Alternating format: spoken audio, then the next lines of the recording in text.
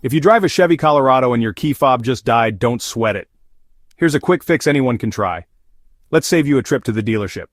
First, check if it's just the battery. Most key fob issues are caused by a dead battery, super common, super easy to fix.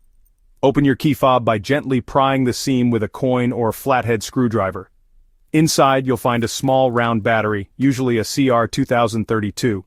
Swap it for a fresh one, making sure the positive side faces up. Snap the fob back together and test it. Still not working? Try resetting your fob. Get in your Colorado, close all doors, and insert your key into the ignition. Turn it to on, but don't start the engine. Press and hold the lock and unlock buttons on your fob for about 15 seconds. You should hear the lock cycle. This means it's been reset. If your fob is still dead, double-check your vehicle's fuse box for a blown fuse linked to the keyless entry system. Your owner's manual will show you which one.